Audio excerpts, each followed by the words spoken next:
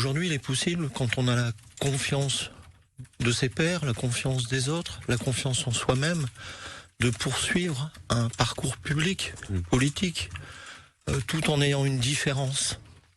Et ma différence, c'est effectivement d'être entré dans un parcours de transition de genre. Vous avez quand même attendu 63 ans pour officialiser, en tout cas auprès de vos administrés, votre transition. Depuis quand est-ce que vous savez que vous êtes une femme née dans un corps d'homme ? Je pense que ça naît vraiment dans la petite enfance. Tout ça n'est pas encore démontré scientifiquement, mais il y a des études en cours.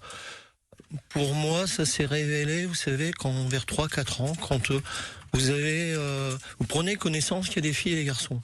Dans mon esprit, j'étais une fille. Évidemment, j'ai été corrigé, puisque j'étais un garçon. Et donc, j'ai reçu une éducation de garçon et une vie d'homme. Et cette vie d'homme m'a passionné. J'ai eu une vie d'homme très intéressante, très satisfaisante. Et aujourd'hui, je ne fais certainement pas le deuil de mon passé. C'est certainement pas une renaissance. Estelle Zabot est née qu'une seule fois, il y a très longtemps, et je suis dans un parcours de vie. Alors la transition de genre, la transidentité n'est pas une pathologie, c'est pas une maladie, mais la non-acceptation sociale aujourd'hui des personnes transidentitaires fait que de la souffrance psychologique est générée. On appelle ça la dysphorie de genre, la souffrance liée au fait de ne pas être dans le bon genre. Et celle-ci conduit souvent au suicide.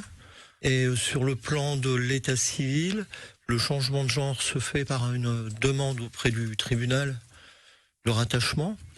Le changement de prénom peut se faire en mairie. Quelquefois, on fait les deux au tribunal. Je trouve que pourrait améliorer un peu la prise en charge de ces dossiers, les simplifier un peu. Ce que je trouve anormal complètement, c'est qu'aujourd'hui, il faut fournir des attestations de témoins. Donc il faut aller demander à des amis de démontrer que vous vivez en femme. Je vois pas en quoi ça peut concerner le tribunal.